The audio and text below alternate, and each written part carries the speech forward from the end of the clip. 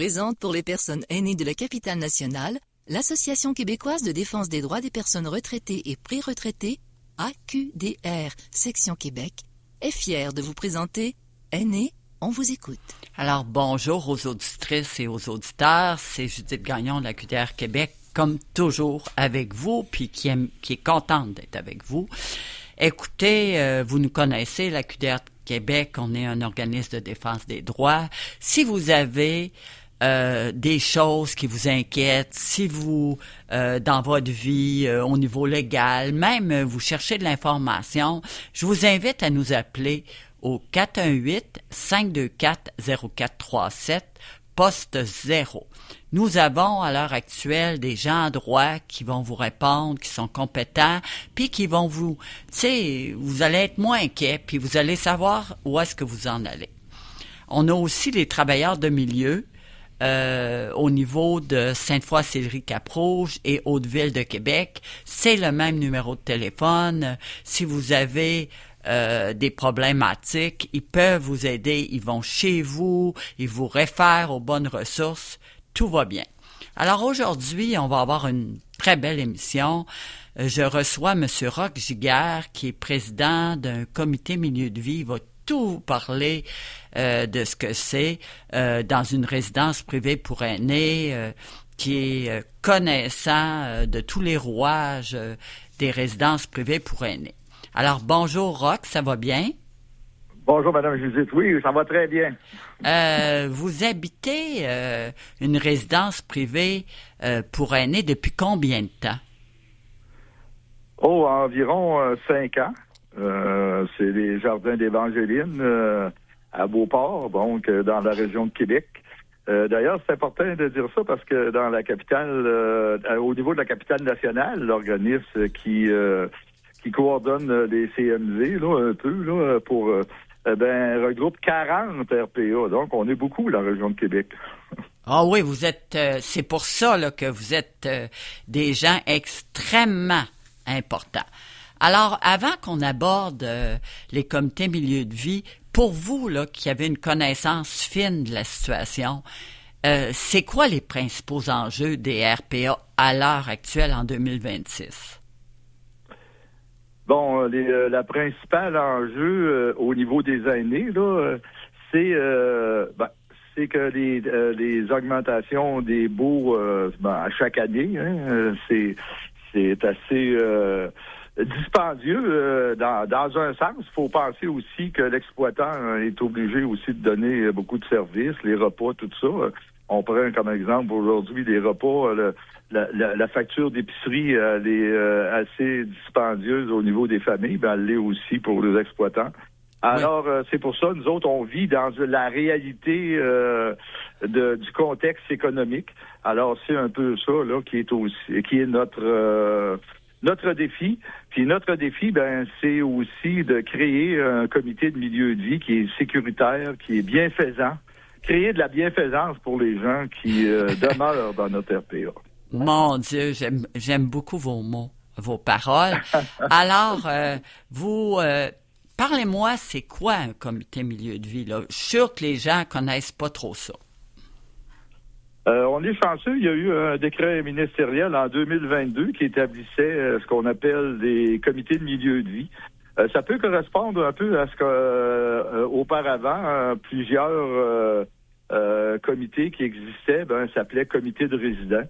Mais je préfère comité de milieu de vie parce que ça définit vraiment pourquoi on travaille. C'est pour améliorer le milieu de vie des aînés au niveau de notre RPA.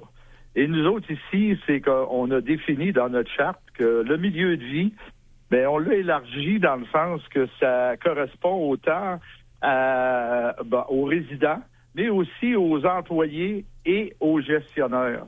Ah bon? Ainsi qu'à l'exploitant. Vous avez fait ça pourquoi, Roch?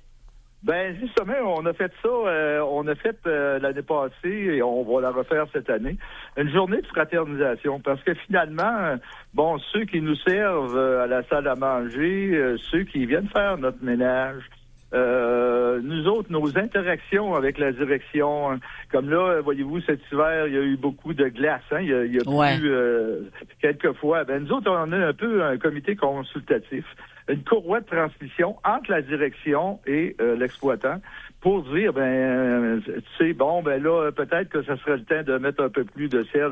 Mais non, mais vous voyez, on n'est pas comme un syndicat, là, on ne dit pas, mais on a des bonnes liaisons et c'est pour ça qu'on a, nous autres, ici, une bonne liaison avec notre directrice générale, donc avec la direction générale, pour justement pouvoir interagir lorsqu'il y a des problématiques. OK. Puis est-ce que vous voyez souvent?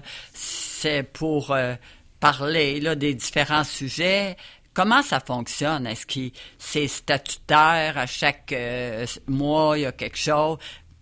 Pouvez-vous nous en parler? Oui. Nous autres, on a à peu près une réunion par mois durant la période de l'hiver et de l'automne. L'été, on fait un peu vacances parce que, premièrement, la direction générale est en vacances. Nous autres, on est en vacances aussi. Hein, on profite de l'été. Ouais. Puis, c'est pas un temps trop pour... c'est un temps pour profiter de l'été. L'été est tellement peu long. Ouais. Mais le reste du temps, alors, nous autres, on a décidé... la directrice générale ne fait pas partie du comité de milieu de vie, mais on l'invite à toutes nos réunions. Et quand les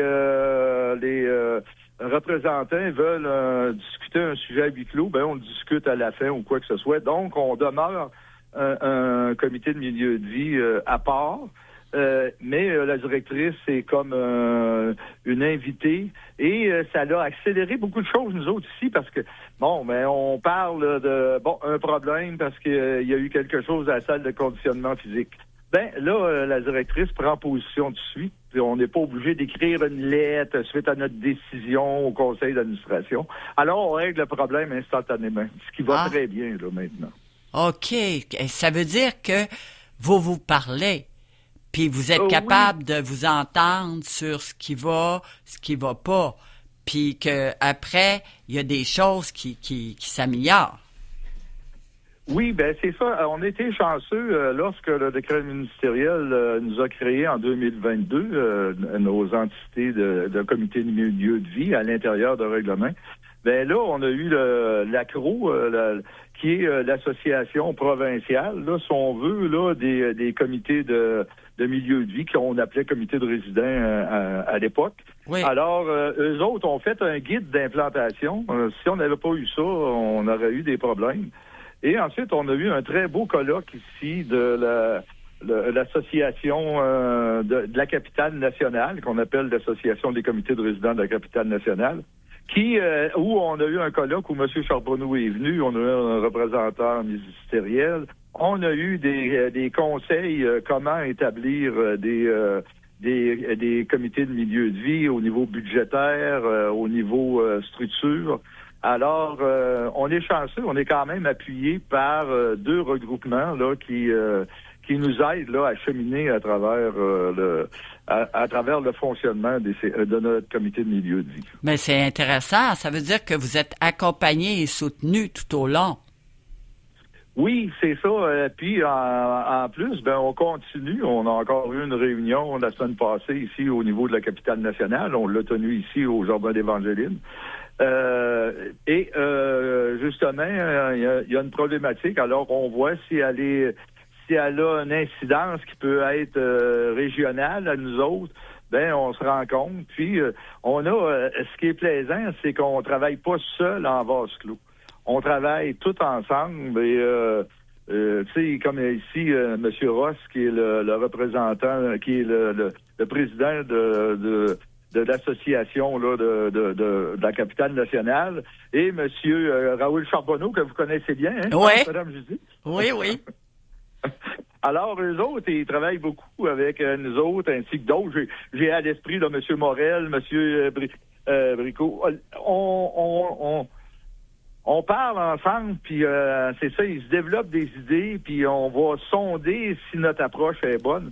Donc, aujourd'hui, je pense qu'il existe une cohésion, puis une interaction provinciale, régionale, et chez nous ici qui fait que notre comité avance puis peut régler on peut pas régler tous les problèmes, mais au moins on peut les aborder puis essayer de trouver des solutions avec la direction. Est-ce que vous avez de la misère à trouver des membres de votre comité milieu de vie? Actuellement, nous autres, on n'a pas de difficultés ici. On a eu des démissions, là, des fois idéologiquement ou des fois par rapport au travail, parce que c'est quand même beaucoup de travail. Je peux dire que l'ensemble des membres là, du comité de milieu de vie travaillent beaucoup. Mais ici, on est beaucoup associé aussi au bénévolat qu'il y a à l'intérieur de notre résidence ici au Jardin d'Évangéline. On a à peu près 80 bénévoles, mais on a, exemple, pour le bingo, là, c'est tous des bénévoles qui s'occupent de ça. Tous les jeux, des jeux de cartes, des jeux de pétanque, des jeux de... Alors, vous voyez, le bénévolat fonctionnant déjà bien, on est appuyé aussi par tout ce groupe-là qui crée des événements, puis qui crée de la bienfaisance, là, de la jouissance même pour les résidents qui s'amusent bien là à travers les activités qui sont offertes ici. Alors, je comprends. Là. C'est le climat qui est favorable à tout ça. Avec tout ce que vous avez, puis vous faites. C'est intéressant de voir ça, là, Monsieur Giguère, parce que là, ça démontre que quand le climat est, comme vous parlez, de bienveillance, tout coule bien. Ben oui, c'est ça. C'est qu'ici, je vois souvent des gens, qui viennent ici visiter pour louer, avoir un logement.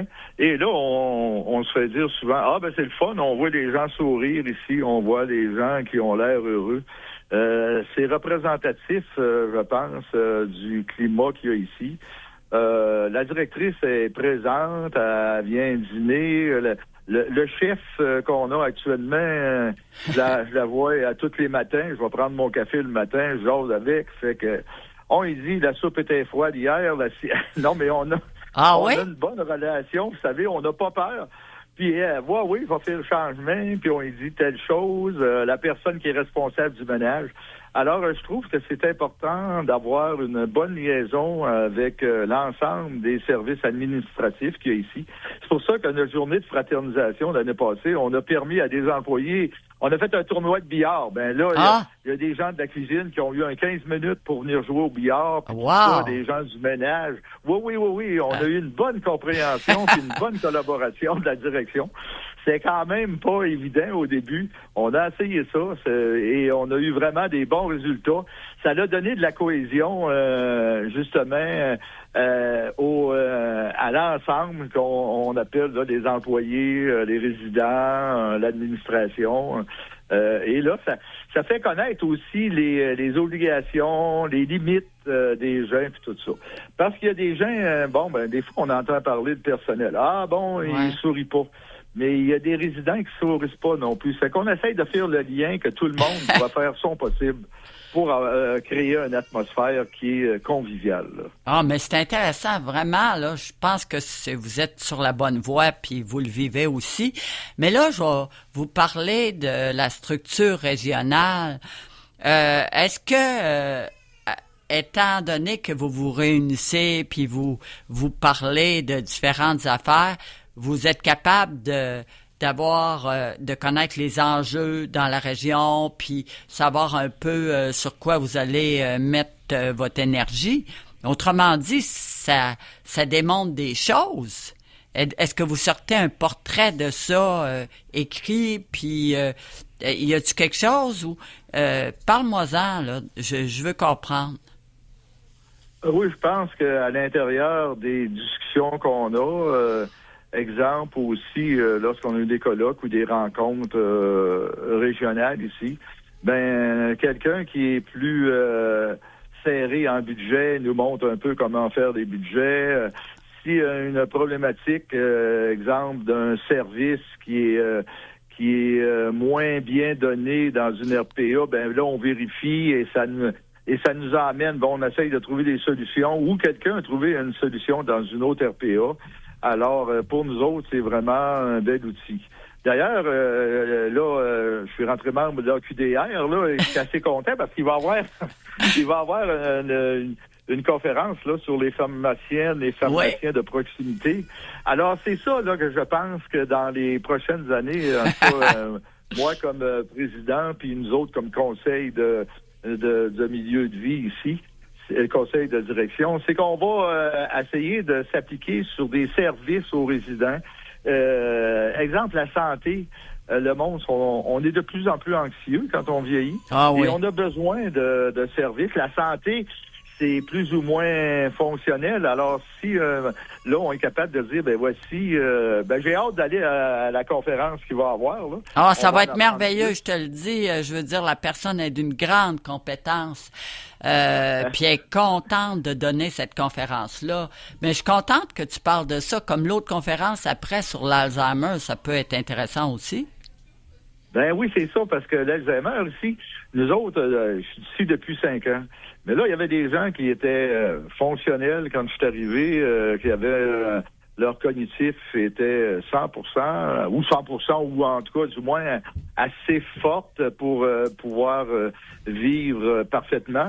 Mais là, avec les années, là, on voit qu'un certain handicap, certaines anxiétés, des absences, des craintes.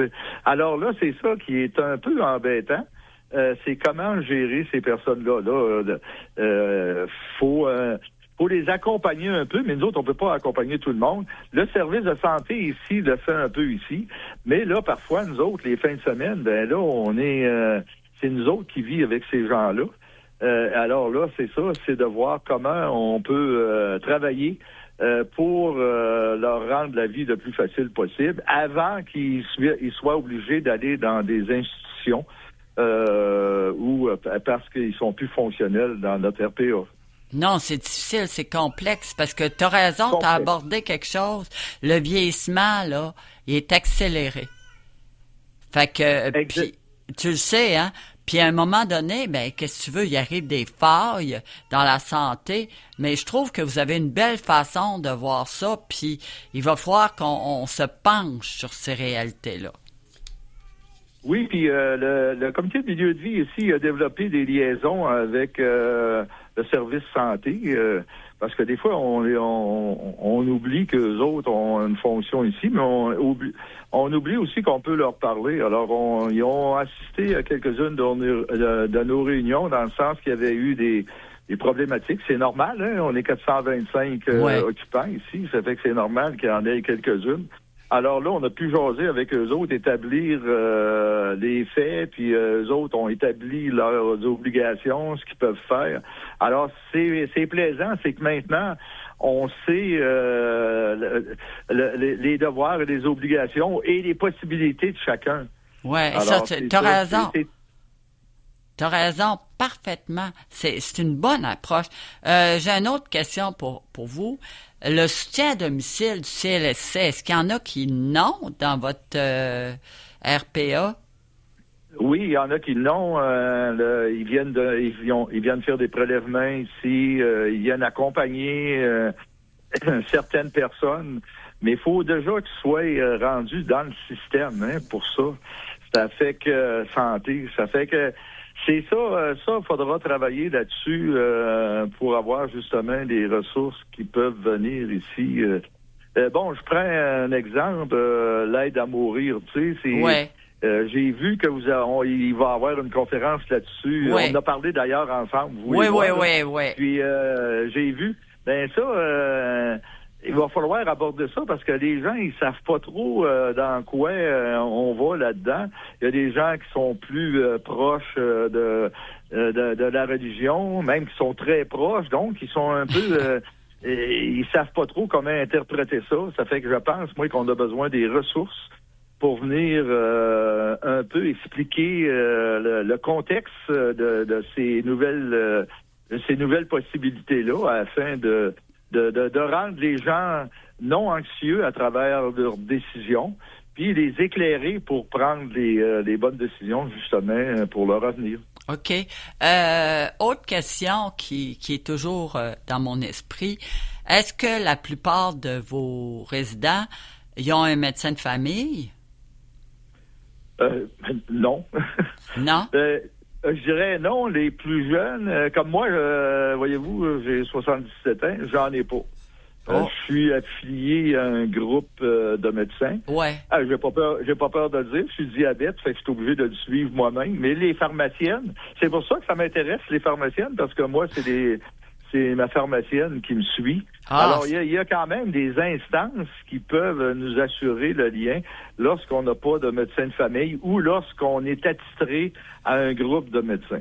C'est pour ça que parfois, il y en a qui vont prendre l'ambulance pour aller à l'hôpital. Hein. Si tu veux rentrer aujourd'hui, c'est presque ça le moyen. Et c'est pour ça que c'est vraiment... Il y a beaucoup de travail à faire pour les entrées des gens là dans le système santé. Oui. Lorsque le problème dépasse, si on veut, des soins réguliers du CLSC ou des... Oui. C'est entre l'urgence et un soin habituel. Tu abordes quelque chose qui est fort important. Parce qu'en vieillissant, il y a toutes sortes de mots qui apparaissent. Puis apparemment... ce que j'ai appris dans mes multiples conférences, c'est que passé 75 ans, c'est là que les gros mots apparaissent le plus. Fait que il va falloir faire quelque chose. Tu vas nous aider là-dessus parce que il va falloir faire une représentation là, parce que c'est important que les gens soient mieux suivis à un moment donné, plus ils avancent en âge. Ben, c'est ça, je pense, le rôle des CMV, parce qu'ici, avec tout notre conseil, on a évolué tout ensemble. Oui. C'est ça qui est plaisant, hein? On est une possibilité de 7 personnes sur le comité de milieu de vie. Ça fait qu'on a des opinions différentes, puis on est capable d'avancer, puis de trouver justement, d'interpréter des problématiques, puis essayer d'avancer dans des solutions communes. Parce qu'on peut pas s'attarder à la solution individuelle pour chaque personne. On en a 425. Ah ben oui. Alors là, qu'est-ce qu'on peut faire ici? C'est de justement aller avec des conférences, aller avec des incitatifs. On a donné des exemples, on a donné une séance d'information sur des appareils pour détecter des chutes, là, pour situer la personne aussi. Parce que c'est ça, là, la personne commence à manquer d'équilibre, les hanches sont devenues fragiles, les genoux. Alors là, faut travailler là-dedans.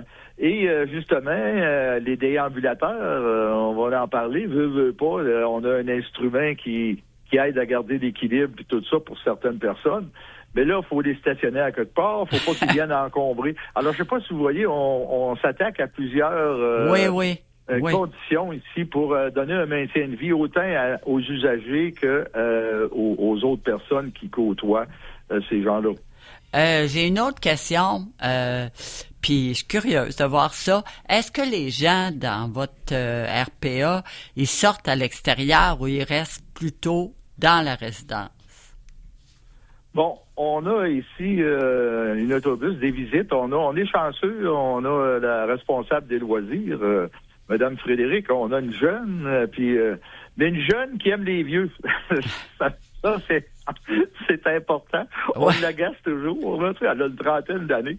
Mais elle a fait beaucoup de nouvelles activités. Ça fait que là, avec l'autobus, exemple, les gens peuvent aller à l'épicerie, peuvent aller au musée. Elle fait beaucoup de sorties dans des endroits comme les musées, puis un paquet là d'affaires intellectuelles, le plus intellectuel, et chacun va y chercher ce qu'il veut faire. Alors, c'est ça. Puis elle varie tout ça là ensemble pour justement créer de l'amusement diversifié. Parce que c'est sûr que c'est pas tout le monde qui va aller au musée, là, mais beaucoup de monde. Le restaurant il est très populaire. Mais là, je comprends. Puis j'ai une autre aussi interrogation. Est-ce que, parce qu'on parle que la solitude des aînés, c'est le grand fléau actuel, est-ce que il y a des gens dans votre résidence qui sont tout seuls, qui veulent pas parler à personne? Est-ce que vous les approchez pour qui deviennent, comme plus proches de la collectivité. Qu'est-ce que vous faites dans ces cas-là? Oui, nous autres, on a un comité d'ambassadeurs ici, aussitôt que les personnes arrivent. On a un comité, et on a des gens qui vont... la direction ici leur donne des repas gratuits. Ils vont manger avec des nouveaux arrivants. Ils vont leur expliquer tous les jeux qu'il y a ici. On a au moins une trentaine d'activités ici qui sont toutes gérées par des bénévoles, tout ça, mais coordonnées par la récréologue. Ça, c'est bien important que la responsable des loisirs s'occupe un peu de tout ça. Oui. Et quand il y a des besoins, parce qu'il y a des gens... Alors, on les attire souvent... le jeu des poches, c'est pas très... mais il y a des gens qui vont jouer à ce jeu-là, puis ils joueront pas au bingo. Au bingo, là, on a 85 personnes minimum à chaque séance c'est de parfait. bingo. Alors, c'est beaucoup. Et ce qui me surprend toujours, moi, c'est que des gens de 85, 86 ans sont capables de jouer avec 6 et 8 cartes. Moi qui ai de la misère avec une carte. Mais ils sont habitués, Roch. Ils sont habitués, puis ça l'éveille le cerveau, là. Tous les jeux comme ça, c'est très bon pour le cognitif. Exactement. Les jeux de Scrabble, les jeux de... les casse-têtes, on a 2 salles de casse-têtes par étage. Non, mais c'est dur, les casse-têtes. C'est dur, les casse-têtes, là. Oui. Donc, c'est ça. Alors, si on voit que quelqu'un et on a, à chaque mois, on a la soirée des anniversaires. Alors, chaque personne qui a son anniversaire, on a de la musique, il y a de la danse lors de cette soirée-là. Et on a un gâteau qui est servi à la fin. Alors, les gens, on va les chercher par tous les moyens. Leur anniversaire, toutes sortes de moyens, des rencontres. On va être obligé de se laisser sur les anniversaires parce que notre temps est révolu.